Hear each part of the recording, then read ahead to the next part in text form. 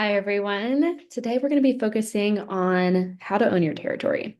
Now, this is something that's interesting because I do a lot of discovery training, I do a lot of deal qualification training, and through working with one-to-one reps, I focus so heavily on these two areas because I feel like they had such a big impact on are you able to achieve and exceed your goals. However, what I realize is a lot of times people really struggle with even finding the time to focus on bigger deals, or they're just like realizing that there's a lot of smaller deals in their pipeline. And I started realizing that it was because a lot of reps are a little bit more passive when it comes to prospecting. A lot of times you have a solid list, you have a BDR. But I think actually the root cause is that a lot of salespeople aren't actually responsible for building their list. So they don't always have as much control. A lot of times it's also very overwhelming. I have like 1,700 accounts or like endless accounts like I had when I was a seller where they're just like, hey, you own anything that's on Salesforce, anything in the Southeast. And I was like, what is the Southeast? Like there's literally thousands, if not millions of accounts that I could sell into as a payroll salesperson. So I think that like this is such a foundational aspect of truly owning your career, of truly owning your results. Everyone says, I want to focus on bigger deals. I want to, be able to win bigger deals. But when it comes down to it at the end of the day, you can't win bigger deals if you're not focusing on bigger accounts. So today I'm going to cover some of the core strategies around not only strategies, but also the very tactical things. And whether you've worked with me for a while and you've actually done the tactical things with me, this can help you understand the strategy. Maybe you're just starting to work with me, and I know I'm working with a lot of reps on these topics right now. So this should be a very comprehensive guide to how to truly set yourself up for success from the very beginning. What accounts are you focusing on that then you can convert into qualified opportunities that could then have the opportunity to win and to be one at, as very big deals. So the thing I first want you to ask yourself is, how are you approaching your territory today? Now, I don't mean your accounts. I mean, are you actually approaching your account list, both your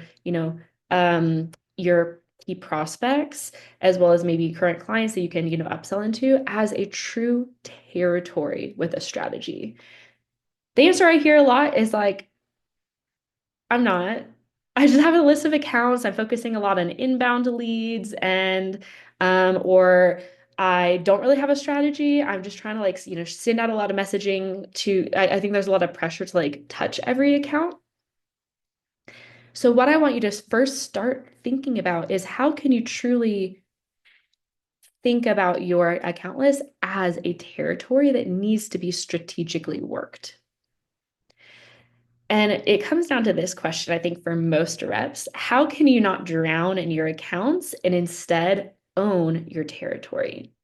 When I work with even reps to, filter down to their top 100, they're like, just the sigh of relief that y'all give me is like, oh, you mean I don't have to focus on like 1,600 accounts in my territory? I'm like, no, just focus on these 100 because these are the valuable ones. They're like, really? I also want to highlight that like for some reps that I work with that have like 6 accounts, it can be really hard to try to work each one of them equally. So even having a strategy around like where is the opportunity, even within 6 accounts, you could focus on one account potentially and hit like and exceed your quota. And like if the other 6 are a lot more challenging. So just approaching your account list and your territory truly as something to be strategic about and to have a strategy, which we're going to cover later, is what I want y'all to think about. So even what a lot of times when I first start working with reps, this is just like a sample Salesforce report from the internet. It honestly is just like a lot of times I hear that you don't even really know how to like navigate Salesforce. You don't have like a central source of truth. And so you're kind of just like, I have all these accounts. So you understand why it's easy to drown in accounts when you don't actually have everything organized. And so like I think a lot of times strategy comes with awareness, which comes from organization. So we're going to focus a lot on giving you some transparency. But I want you to think about it this way. So, a lot of people think their account list is just this like kind of like list of accounts. But the best reps, think about it in this way. So you actually have first, this is like kind of like an archery. You have your bullseye, which is your top accounts.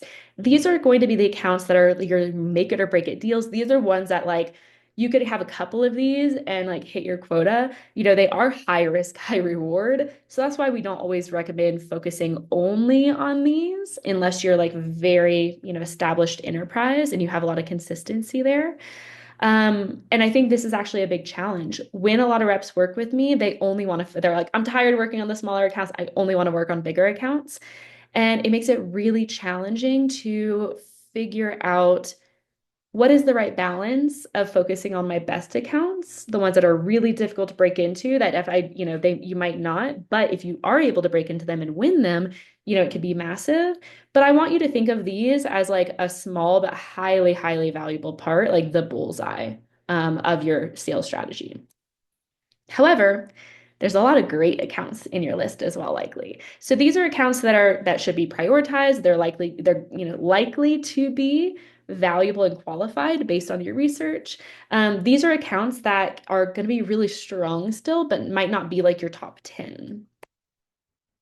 Then we have good accounts. Those are the ones that are not likely as valuable, but they're still going to be qualified and worth it to reach out to. Also, I just want to highlight that like sometimes small, easy ones, small, easy deals that you can make very scalable can also fit into this category. So this could be smaller ones, but you need to make sure that they're faster because a lot of times though, if you're not actually applying your energy and your effort accordingly, um, then it can actually drain your energy to focus on on great and top accounts. And then I'm going to give you permission to just ignore what I call the bullshit accounts. These are the ones that you're like, cool, I think they're just like trying to like have me focus on these. This is honestly where I see a lot of reps wasting their time and energy because you feel the need to do two things, to maintain activity metrics because your company activity metrics is based on like averages. So they say because of all of the salespeople that are sending messaging, once you understand that why they want high activity metrics is because on average their messaging sucks. And so on average, it takes a seller a lot of activity to hit certain goals. So once you understand that, it's easier to have some compassion for the desire for activity metrics. I would actually say the only reason to spend time on these accounts is activity metrics, even if you want to have like, okay, this is where I give you full permission, batch and blast, don't worry about it. But I think most reps, unless you're working in extreme enterprise where you might only have a few super valuable accounts at, good point in your career, you're going to have bullshit accounts. And I don't want you to waste time because a lot of times people, because they feel the desire to like get coverage, you're actually sending shitty messaging, bullshit messaging to all of your accounts because you feel overwhelmed. So what we're going to do today is really think about how to not only break out and like identify accounts within each of these categories, but also how should you be allocating your time, resources, and energy towards these accounts. The main thing I want you to realize is that not every account should be treated in the same way. Top accounts are going to get more like one-to-one personalization, perhaps. So you can at least be like a very small number. This can be actually like very, very valuable ones that you know already. So investing in them will pay off. However, on the opposite spectrum than what I covered with the bullshit account strategy is a lot of times sellers, when they work with me, they want to do the best strategies on every accounts. What do you think happens when we try to do that? You get overwhelmed and then you do it on none of them because you're so overwhelmed. You're like, I can't do this on every account, right? So I'll give you an example. You can do one-to-one personalization on top accounts, but maybe you actually have some good templates for these. And then you just do batch and blast to hit your activity metrics on the rest. So I hope even breaking it into like these four big buckets helps you figure out, like even see a little bit of the strategy behind breaking out your territory. And the real goal here is when I say like owning your territory, I want you to start running your territory like a business. So, where are the areas of value? Where are the inefficiencies? And even thinking about it as like, okay, this organization, this group of accounts needs this needs this. And even thinking long term, like how are you actually planning out your prospecting strategy throughout the year, right? Okay, I'm gonna be really busy with events this month. I'm gonna then focus on this. I want you to be able to be more strategic so that you can actually do two things. You can be more efficient and effective, but also I talk to sales people every single day who are just completely overwhelmed with all of like with not having any grasp of their strategy, right? You're like, I'm just trying to like do everything I can do. I have prospecting blocks on my calendar, but I don't really know what I'm doing in them. I'm just like reaching out to accounts. This will actually give you a clear strategy to be able to know what you're doing with your time and how to actually manage your time around these core groups. So, here are a few ways I want you to think about running your territory like a CEO. So, strategically, I want you to think about what are your goals? Your territory is the thing that enables you to achieve your goals. So I want you to actually think when you think about owning your territory, we need to think about what are we doing with it, right? So if your goal, for example, I think a lot of times sales organizations, because it's easier to track, they want you to get high activity and coverage on accounts. So their goals are going to be a lot around just getting like touching all of these accounts, right? But most salespeople I talk to, their goal is actually to exceed quota in the easiest way possible. That's with bigger deals and more qualified and healthier deals that actually have a chance to like have a higher win rate because they're more qualified. So you can see naturally that like spending more time on of your time on these accounts, breaking into them, is going to be less activity, probably more work on the back end in terms of like personalization and strategy, but less about just like getting coverage on everything and like getting activity metrics up. So think about what your goals are and then think what is the easiest path to get there. For most salespeople that I work with, they're already performing like, okay, I'm already hitting 100% of my quota, but I'm exhausted because it's taking so much effort and energy to get there because they're focusing on a lot of smaller deals. So the easiest path, ironically, to get to exceeding quota, to getting to that 200, 300 and plus percentage of quota is bigger deals. So how do you get there? By focusing your effort on them from the very beginning, from how are you actually organizing your territory around the bigger deals.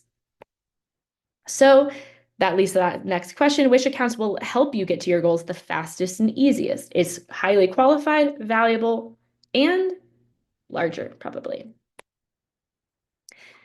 We're going to focus a lot on this question. How should you organize your time to efficiently work those accounts? Not just to get it done, but to actually get it done in the most strategic, efficient, and effective way possible. And are you actually tracking what's working and not working? So many salespeople, I mean, I'm a trainer, I'm guilty of this. A lot of times trainers are just like, hey, this will work for everything. But a lot of salespeople, when things don't work, they actually blame it on themselves. They're like, I'm just so overwhelmed. I'm just not like not doing it right.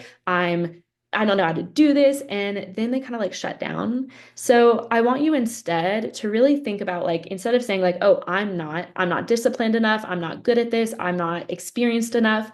I want you to actually ask the question or say the statement like I'm noticing that these time blocks, I am really struggling to do them because they're not working. I'm not really doing much of anything in them because I don't have a plan for them.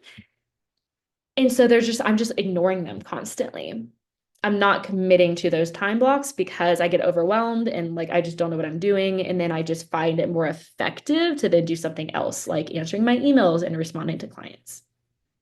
So I want you to constantly be focusing on this as we work through all of the accounts. You actually might realize one of my clients last year We, I think, got him to about 100 top accounts. And I think this year he's even going down to like 67 top accounts because he learned a few things, right? He learned that he could actually win a lot with fewer deals, with fewer accounts, and that he could actually, much more efficiently and effectively work a smaller number because his conversion rates are up. So I want you to really think, even as I'm saying all of these strategies, I want you to, as you test them, as you even think about considering them, think about what works and doesn't work for you as well. And also, if there are questions, you can always come to me with some of those questions and like questions, things that aren't working, and we can work through them together. But also, we don't just live in strategy. So let's actually talk about realistically. Realistically, we have to live in the reality of people. You work for a sales organization that has very specific goals and challenges for you. And if you are around on LinkedIn, you might have heard stories of people literally hitting 200, 300% of quota, getting fired for not hitting activity metrics. So I want to just have complete space for the reality that most sellers live in, which they have to hit goal. You don't have total autonomy over how you run your territory, how you run, your even like your strategy, until you start seeing that incredible success of that 200, 300%, and then they give you a little bit more leeway. But most salespeople don't have total control over what they do. So I do want us to think about what's required by your company in terms of activity and territory, right? Do you have to work certain accounts? Do you have a BDR who's like chomping? I was like, I need to hit my activity metrics or they're going to get fired. So I hope that even showing you that the bullshit accounts can actually be used strategically to meet some of these activity metrics, even though you know that it might not be as effective. And I want you to also think about, how is the territory given to you helping or hurting you? So this one's interesting because I think a lot of times salespeople use like they tell me they're like, I just have a horrible territory. And I'll probably agree. I was like, yeah, most of your 95% of your territory is probably garbage, right? But I also want to think about what you can do with the territory you have. How can you maybe even like if you do have the opportunity to bring in other accounts, or honestly, I think a lot of times there can be some really good stuff we can do if you actually just focus on a smaller subsection, like the most valuable portion of it. So when it comes to this question, I want us to just realize that like a lot of times territories that people are given suck. Talk to any salesperson, they'll probably complain about it. But I also want us to think about like, how is the territory that's given to you? Where is the value? And thinking also about if you can improve it. Sometimes you have the ability to. So today we're going to focus on three core steps to getting towards that more strategic aspect of owning your territory and running it like a CEO. The first one, I want you to identify. So this is where things like having a really good sense of what makes a good account come in. So this is, what is a healthy account? What is a qualified account? What's a valuable account? If you don't know those, of course it's going to be like you're just going to have like this big list of accounts and not know what to do with it. So for each of these strategies, I'm going to give like the sales leadership kind of term for this. So this is basically what's called an ideal customer profile. This is a very simple version of it. But I want you to understand what characteristics of accounts indicate quality, and then we can actually organize your territory in your CRM a lot more easily. On that note, I got ahead of myself. Do you have a way of easily looking at your list of accounts based on that criteria? That is where CRM reporting and overall transparency and awareness comes from. So once we actually have a better understanding of like, okay, within what are the bullseye accounts, what are the top accounts, great accounts, good accounts, and bullshit accounts, then we can start to focus our energy on the more valuable ones. So there, I want you to think about which accounts are worth working. Not all of them is the answer. And I think that's where a lot of salespeople really get overwhelmed. So I also want you to think about how many deals can you really work efficiently and effectively. So this is where top accounts comes in. Even actually like talking when I say top accounts, this is what I want you to think about. Which are the accounts that are actually like the highest value, that are worth spending your time on in terms of researching, in terms of, personalizing messaging, in terms of creating really value-centric messaging as well, not just your company's kind of like template messaging. And on top of working them really effectively, I also want you to think about how are you efficiently organizing your time and energy around the most valuable accounts. So this is what we call account tiering, which is actually like if you just know which are your top accounts, great accounts, good accounts, and bullshit accounts, that can actually help you figure out for the bullshit accounts, guess what? You can still work them, but you need to make it super efficient. This is where, templates, this is where automation tools can come in. And then for the top accounts, the ones that are like the most worth working, we want to actually dedicate some more time and energy. So we want to do it, make it a little bit more personalized, a little bit more human, and really like dedicate a lot of our energy around getting those accounts because also they require the most energy because everyone else is focusing on them with usually like really bad messaging. So that's where the strategy comes in as the third bullet or the third point. So, how are you organizing your top accounts into groups of similar value and messaging to more efficiently prospect into them? So when it comes to the top accounts, and when I say top accounts, I'm using this a little bit both in like, valuable accounts, but also like your absolute top ones. So I would say for the great and even good accounts, a lot of people then are like, okay, cool. I even within my great and good accounts, I still have like 100 or like 90. Am I supposed to work each one of them individually? No.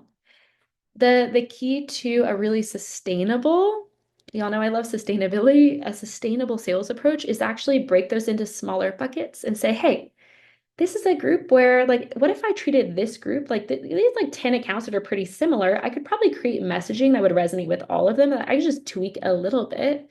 So when it comes to those, even if you have your top 100 accounts, let's actually organize the 90 accounts that are not like the top ones, 90 accounts within the great and good accounts into smaller buckets so that it can become even more efficient, effective. And by the way, you can also organize your entire year around those campaigns and marketing into them.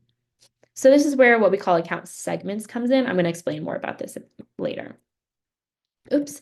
And finally, on the efficiency piece again, how are you organizing your time to both work top accounts and hit those activity metrics? So this is where two things come into play. This is territory strategy.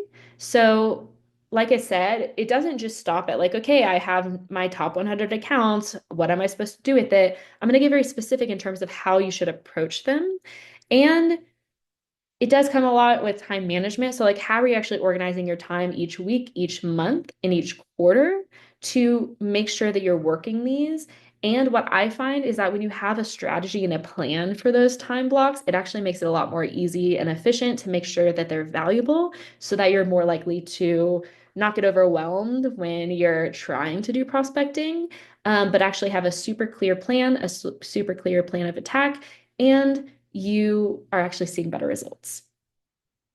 So we're going to dive into each one of these now and get a little bit more tactical. So when it comes to identifying your best accounts, if you're one of my clients, like you probably are have worked with me on actually getting to your top 100, but I'm going to go into a little of the strategy here.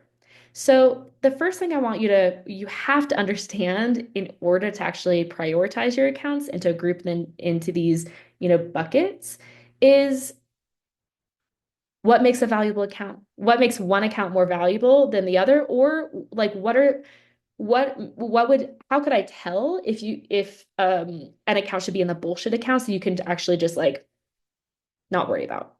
So in sales speak, this is the ideal customer profile. So I find it's two big things. So first, qualification is essentially, are they able to work with you, right? So I want you to ask questions about this. Like maybe there's some business requirements in terms of like who would be a good fit for you to work at. So maybe it's like the type of company.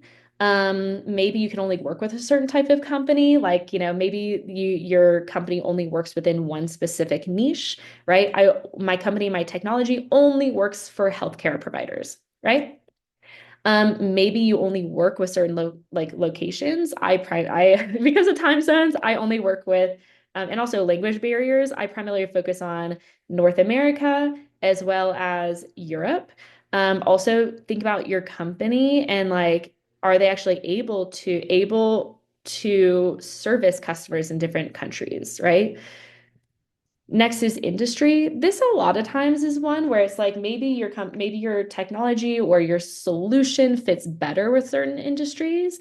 I personally am a sales trainer and I just know that I work better with technology companies, with SaaS companies, software as a service, because a lot of the content that I produce just works better for them. And like I don't work very well with like industries that are more that like real estate sometimes. So even just knowing this, this might not be like I can't work with a certain industry, but more of I work best with certain industries. Then budget requirements. This is a big one because a lot of people are like, no, I could work with them. Can they work with you?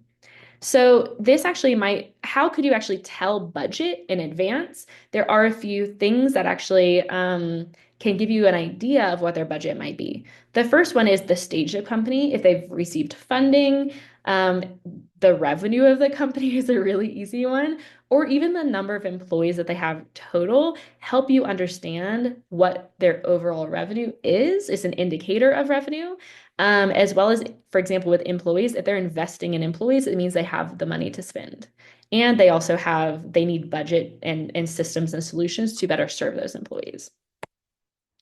Also, outside of the overall company, you can also understand a little bit more about the team's budget that you're selling into by a few factors. First, relevant team size. That actually helps you. This can help you understand the stage and the maturity of that team. So, for example, I sell sales training. So, something I want to understand is the size of the sales team. That helps me understand like the maturity. That also helps me like I want to understand the size of the BDR team.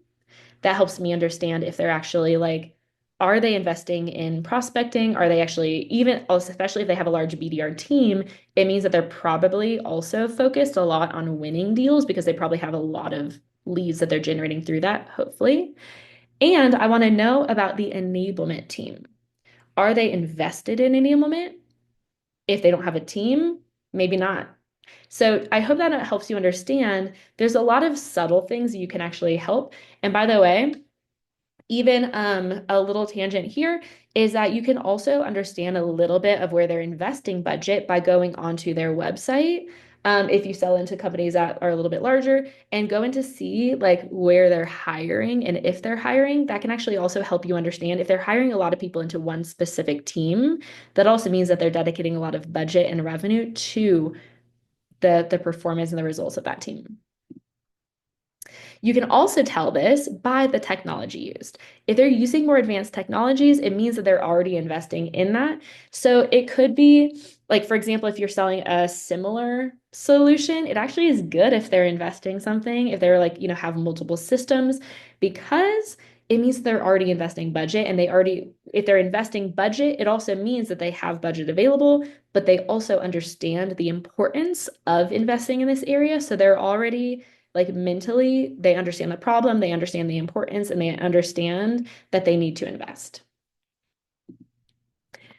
You also, outside of business and budget requirements, you also might have some technical requirements. You might have to have them at a certain like state or using, current solutions, in order for your solution to work. So, for example, I mean, this is a silly one, but I would never work with a company that like doesn't use a CRM already. Like they're way too early stage for me. Also for compliance reasons, they might have to have certain things in place for your system, your technology to even work. So these are things that you can actually qualify, even like no matter how valuable the account is, if it's not qualified, and if the more data you can get on this in advance, the easier it will be to actually parse out your list and to find qualified leads in advance. To not waste your time talking to messaging and doing outreach for companies that are not going to be qualified. But even within, once you ever qualified and you're able to tell that a little bit more, we also, oh, this is a good one. So yeah, we also want to figure out who's not a fit. Not only who is a fit, but who's not a fit so that you can actually put them into your bullshit pile. So next is value. So even if they're qualified, you might still have over 100, which is kind of the magic number. I want you to at least like bare minimum only work on 100 accounts. But I also want you to figure out who would be the most valuable account within qualified. So not only is there value for you, which is a little bit more of the qualification, but also is there value for the client? And how can you actually figure out the clients, the accounts that would benefit most from your solution and for you would actually like find the most value in terms of like being able to sell the biggest deal possible. So I want you to think about these aspects in terms of value. The first is the business impact. So, who would actually be in the most painful current state or solution, right? So, for me, I actually a lot of times have like a very specific profile.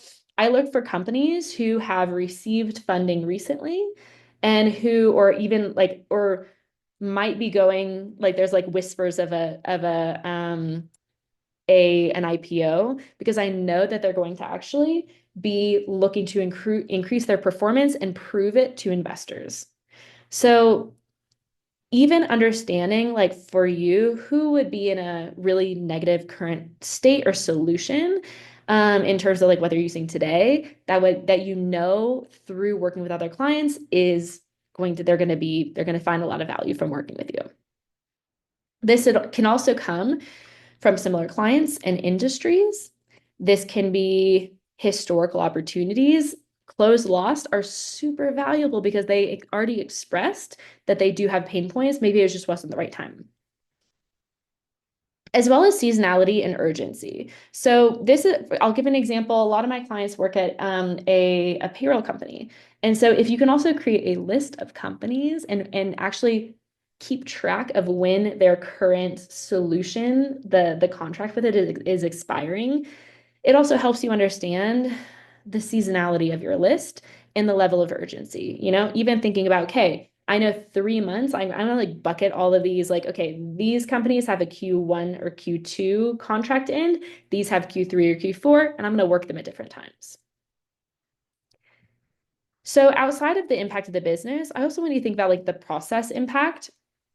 So what I mean by this is like in terms of value, if there's a very positive impact to their process in terms of like how they're doing things, not only like the results they're getting from it, partnerships is a really interesting way to think about this.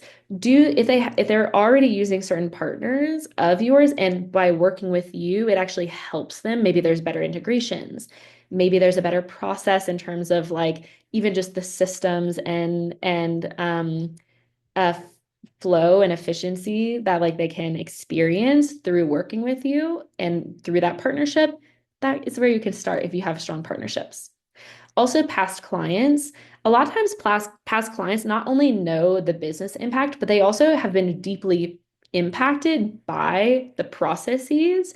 And so, a lot of times, these are a great way, like if someone moves from one company to another, to bring them on. I also want you to think about the personal impact to the individuals, not only the accounts, but the individuals that you're talking to. So this is actually where past clients also comes in. Maybe that they know that your solution is so good that if they bring you in, that's going to be a really big win for them immediately because you're going to make them look really good in their new role. As well as client references. Client references could be a great they might not trust you as a salesperson, but it can be a great way of them sharing their story and even recognizing more of that personal impact. The same with executive connections. If your leadership team has connections, you can identify those. And by the way, we're going to talk about this in a moment, but you might not have all of these data points. Guess what? It's very valuable to build them out. Like even a few companies ago, we understood that through data that companies that we actually got introduced through executive team, and also through investors, where like they had incredibly high deal sizes and win rates.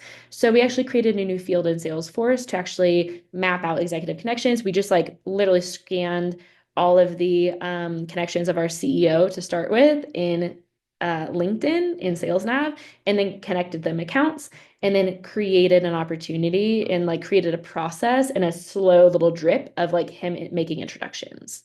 So things like I want you to really think about all of these categories when it comes to understanding what makes a, what who should be ranked higher on your account list. And also, we're going to then think about how we can actually make that more tactical. So when it comes to actually putting these fields into a territory report in terms of CRM organization, I'm going to give you some ideas. These are just like the most common fields I see that are a lot more complete in Salesforce or whatever CRM you're using. Overall, I want you to think about this. One, history. So you can use fields like the last activity, past opportunities, account source. How does that relate to history? If they know you already, if it's like account sources, inbound referral, something like that, if you can clean that up, that could be a good way of finding some of those like past clients, as well as intent data. If they know you, if they're searching for you, it gives a lot of they already have context, they already know that you might be, they're already in the market, etc. So history is definitely important to think about. It's also a lot of times where I feel like people aren't necessarily bringing that in or even understanding the value of it. Next is size. This is a big qualifier as well as a big point of value. So this is revenue, could be employees, the number of team members, even stage. It also depends on what you have in your CRM completed.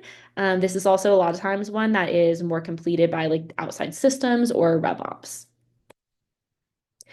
Industry can be very valuable. So where do you have strong clients or expertise? And also why?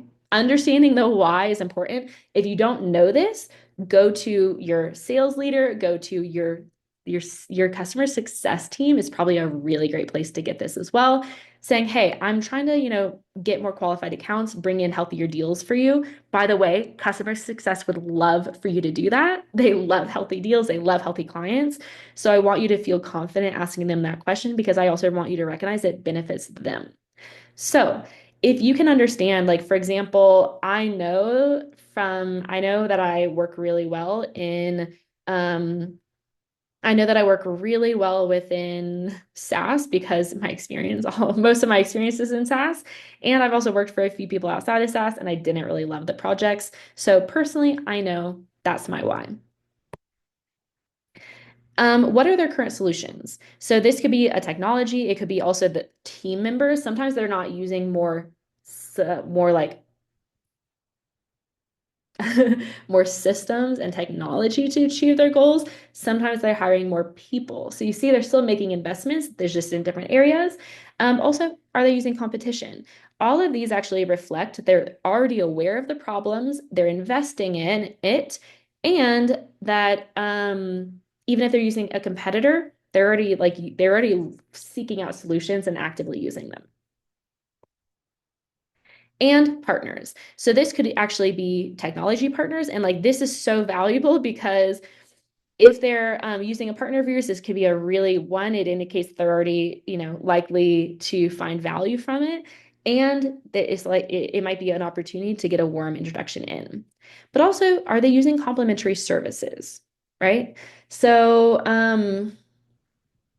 I used to work in payroll, so we actually had complementary services, could be health insurance, which is also really big payroll accounts because they're like, within the medical industry, like hundreds and hundreds of employees.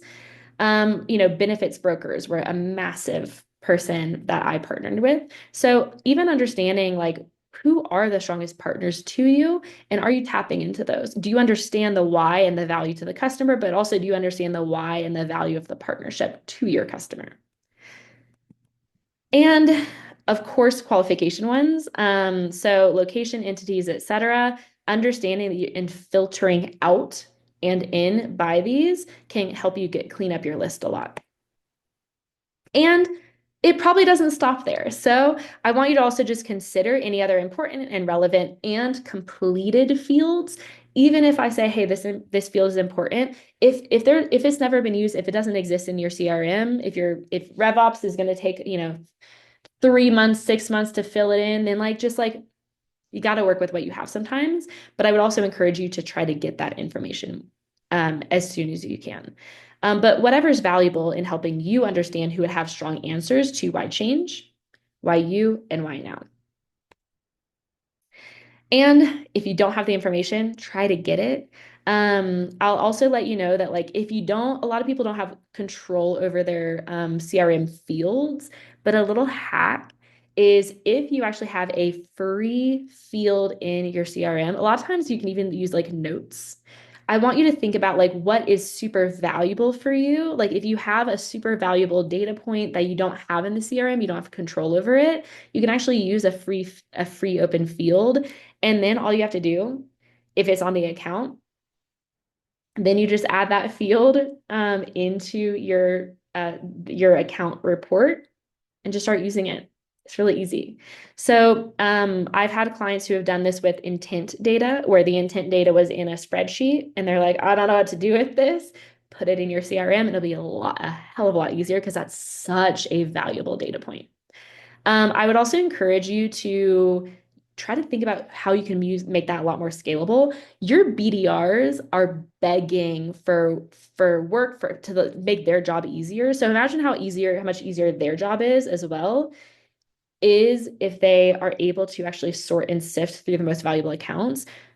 Get them to put some of that data in. It can probably be a lot easier and more efficient for them. And they probably appreciate being able to learn and understand why that's important.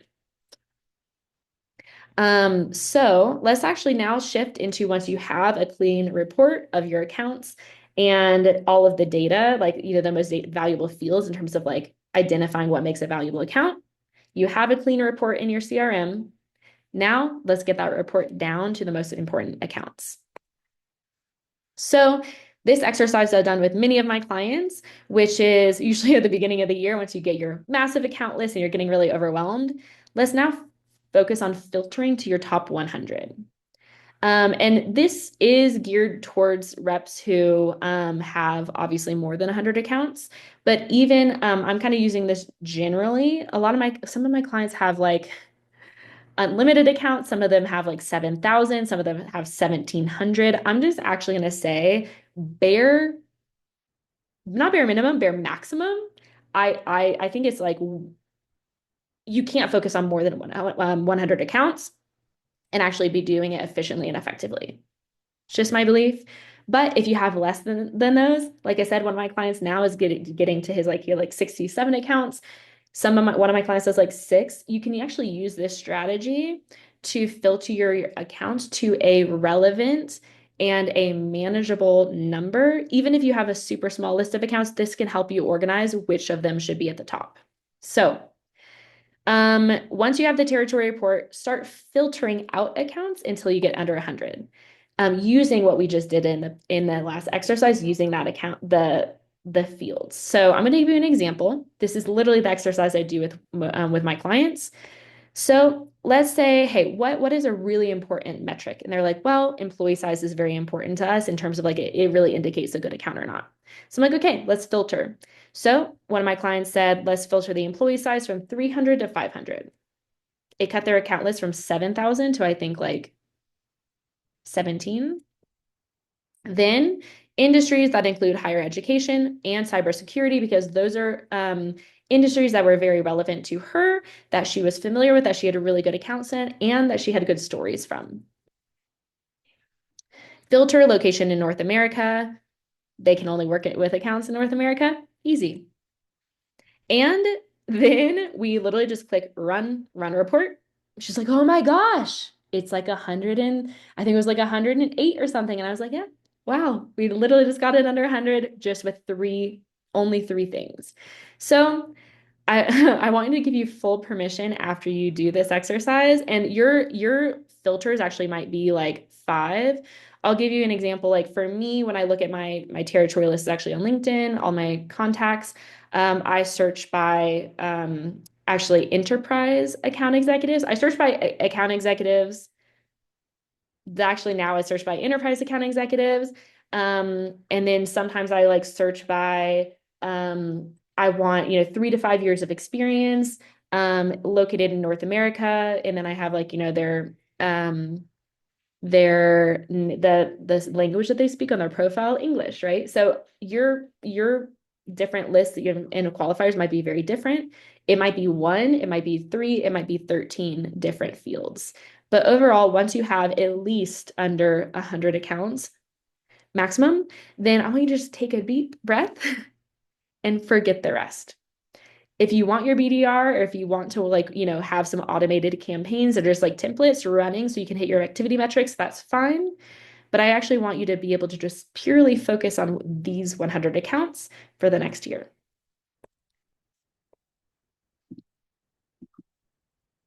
Maybe. Okay. So now, once we have 100, let's actually get down to prioritizing them further. So this is what we call account tiers. So overall, like I said, within your 100 accounts, they're not all created equal still. So I want you to figure out which fields can help you prioritize now that you've filtered. So filtering is like, hey, I don't want to work on these accounts. I'm just going to filter them out. But now prioritization is basically saying, hey, all these accounts are probably pretty good, but how can I prioritize the ones that are great? And then how can I actually prioritize the ones that are the best? Those like pure, like absolute top accounts. So I want you to actually now we go in the last all of this, even like very tactically in your CRM. Previously, we were filtering out, but now we're going to be sorting. So first, I'm going to sort by size likely. So this could be employee count or revenue. And then you can also sort and prioritize by maybe past opportunities, the ones that like, okay, this one actually has very, like I had a past op with them. It was good. They just like decided to go at a different technology, but like maybe they changed their mind. Also intent data, super valuable, right? The ones that intent data also can represent urgency if they're searching currently. And just overall high value fields. So whatever that means to you in your organization. And once you have that, I actually want you to think about tracking account tiers. I'm going to show you what that is in a moment in a free field. So remember when I talked about how notes often works? If you just have like a notes field, a lot of people aren't using a field. You can actually just literally start typing in 1, 2, 3, and 4 and start tracking based on like, okay, who do you think is going to be a very valuable prospect? And then add that field to your territory report. But once you have your sorting by these things, let's actually look at what the account tiers look like. Maybe. Okay. So let's go back to the archery example, the archery target. So tier 1, this is your top accounts. So this actually should be only a few accounts. This could be literally like your top 5, your top 10. These are the ones that I actually like, they're going to be your highest value. This could be like your dream accounts, the best ones on your list that you're going to take more time and effort to apply. Tier 2, these are going to be those great accounts. So the ones that are prioritized, qualified, healthy, and I would say this could be maybe like half of your list, maybe top 50. And then the bottom 50 could be good accounts, like the ones that are good. Maybe they're not bad. They're going to be probably a little smaller, a little faster, but you want to have a different strategy for them. And tier 4 is like the ones that I'm not focusing on, right? So when you actually, if you just organize and put like 1, 2, 3, and 4 in that notes field as well, you can actually start organizing now the strategy around them and start working them. And it actually gives you a lot easier way. Not only, by the way, these tiers can actually also apply to your active pipeline. We'll probably have a different session on that in terms of prioritizing and organizing your current pipeline. But this can help you a lot then with the next exercise, which is strategizing around how to actually manage your time, energy, and effort and your prospecting activities around each one of these tiers. And by the way, a lot of people ask, like, I don't know if this is tier 3 or tier 2. Guess what? Doesn't matter that much. I want you to have a clear list of top accounts, but you can always change these. It's not a big deal. You can move them out, you can move them in. As you actually get more data and fill in some of those data fields, you also, even as you work some of these accounts, they might change. So I want you to keep this as a living and breathing exercise that you regularly update and even like work with your BDR to, if you have a BDR, to help manage and to make sure that like you're almost refreshing this tiering system regularly. All right, the final exercise is now that you have those account tiers, how do you work them? Because they're still just a list of accounts. And even though you have like less accounts to focus on now, we still need to make it efficient and effective. So I want to focus on how are you actually going to access those best accounts? So I a lot of times talk about using account segments, but I don't think a lot of people know what I mean by that. So I'm just simplifying it a lot. I want you to just think about it as how can I create strategic groups of accounts that are a lot easier to work than rather than treating your full list of 100 accounts like as 100 individual accounts. So basically, account tiers, one, two, three, and four, they're vertical. So they help you understand which is more valuable, but they don't actually help you with how to like get into them and how to like prospect into the accounts. So segments, instead of like prioritizing based on value, segments pull accounts from different tiers. So it could be like a tier two and a tier three account, but they might be in the same group. And I'll tell you about what those groups are to make outreach easier. So instead of thinking about your accounts as 90 individual accounts, 100 individual accounts, I want you to think of them as 10 groups of 10. It might not be 10 and 10, but that's a lot more approachable, hopefully. So first, I want you to think about why an account would need you or would actually reach out and then create a relevant list based off of that. So some examples, you could actually have a segment, a group of accounts, which are closed lost opportunities. I think a lot of people, that's by the way, if you're doing a strategy around close lost opportunities, you're already using account segments. So now we can actually just create a few more. So think about close lost is a segment. So overall, you can run a close lost campaign. You can make it super scalable. You can actually just, have a template that you can just personalize a little bit for it, but it makes it that list having a list of accounts that are similar that like are in a similar position makes your outreach a lot easier. So if, like I said, if you're already using close lost, guess what? You're already using segmentation. But some other specific segments you could think about are an industry. So let's say, actually, I feel like a lot of people like industry. Let's say that you know that a certain industry is really struggling right now because there's been like a massive event. And you're like, hey, I know a lot of companies like, X, Y, and Z in like a lot of my clients like X, Y, and Z in this industry are sharing that like this has been a massive struggle. Curious how that's impacting you. That's what probably still feels very relevant, but it's actually not personalized. So it's actually much more scalable. You can also segment to a specific role. So a lot of times I do role specific segmentation. So I say, hey, saw that you've been in your, enterprise sales role for a few years. What's the biggest thing you're struggling with right now? A lot of my enterprise sales reps say these three things. They're like, oh my God, you understand me. That's actually not personalized in terms of one-on-one personalization, but it's personalized to the segment, which allows me to scale personalization and make my outreach much more efficient. Partner campaigns can also be really effective, very similar to competitor campaigns, where you actually have an entire campaign saying, like, hey, I know that last year you went with this company. Curious how things are going. We actually just released a feature, and a lot of people that previously were using that system share that it's like night and day from what they were using before. Curious if it might be valuable to, just to show you if you're ever searching again, this might be interesting to you. So none of the things that I said were personalized, but they're relevant and they're personalized not to the account, but they're personalized to the segment. So the goal is to create highly relevant messaging, also scalable messaging that's valuable to many accounts within that segment without being one-to-one personalized. Mm-mm-mm. My computer is really slow, or maybe it's just letting you read today. Who knows? Okay. So overall, I want to bring, so now that you understand what makes a good account, you've used that to then create an account report. Within that report, you've actually prioritized and sorted and assigned tiers to the more to separate out top accounts, great accounts, good accounts, and bullshit accounts. Now I'm gonna actually, and then you actually, sorry, creating segments within the great and good accounts so you can be more scalable. We're actually gonna bring it all together in even a little bit more easier way. So know what makes a good account, create that report, filter out bad accounts. Let's see if I missed anything. Create those tiers of top, great, good, and bullshit accounts.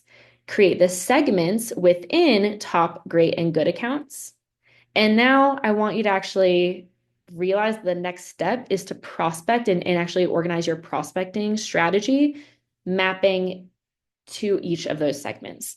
So I think overall it helps to maybe it helps to think about it this way. And this is where we kind of bridge to the next portion of our training in a future training.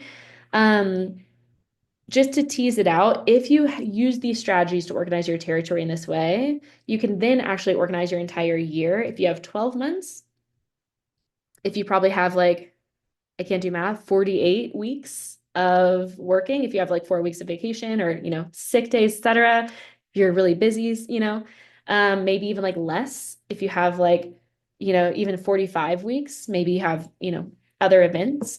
You can actually organize, maybe if you do, if you spend 2 weeks on a campaign for one segment, then you can actually organize your entire, create a map of the year to map into these different segments. So a really good example is, let's say that you actually just need like, let's say that you do 24 different campaigns throughout the year.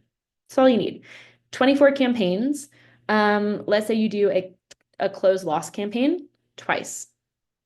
You do one in December or October, maybe. You do one in like June. Maybe you even do three and you do one like a little bit after the year to see where people are at, saying, hey, curious how you're thinking about the next year ahead, etc. If they're like, hey, eat dust, eat dirt, you're like, okay, I'm gonna follow up in like March and say, like, hey, curious, it sounds like you're really busy. How are things going now? And then you can do one in June for all the ones that you've lost in the last 6 months. So that's already 3 campaigns out of your list. You can also then think about what events do you have throughout the year, that people might be coming to. That's an easy campaign to plan. You might have, then you just do specific industries, role, etc. But if you can actually plan out your year and then get a really repeatable strategy in terms of like in plan for how you prospect into these segments, then you actually have a really clear strategy in terms of prospecting, not only for against these segments, but also your prospecting strategy for the year and for each and every different like prospecting block of time that you have on your calendar becomes a lot more easy to approach. So like I said, this is such a foundational way of thinking about your territory, because if you're not bringing in healthy, if you're not focusing on the right accounts, if you're getting overwhelmed and focusing on all the accounts, you're probably bringing in a lot of like, you have a lot of activity, but you actually might not be reaching the right people. You probably aren't having great, response rates, open rates, conversion rates. And if they do convert, they might not be all qualified. So you're probably super overwhelmed with all of the activity, but not actually seeing results. So by focusing on the right accounts from the very beginning, this allows you to bring in healthier opportunities. And I don't mean opportunities in the super salesy way, like, oh, it is a qualified op. But I mean just opportunities to provide value to those people in a much more human way and in a much more targeted way that not only helps your clients and doesn't waste their time, but also saves you a lot of time and helps you get towards your goals a lot faster. If you have any questions, if you have any comments, message me. I'm happy to answer. I'm happy to, if you're a client of mine, dedicate a session to this and really think about what your prospecting strategy, what your segments, and what your top accounts look like.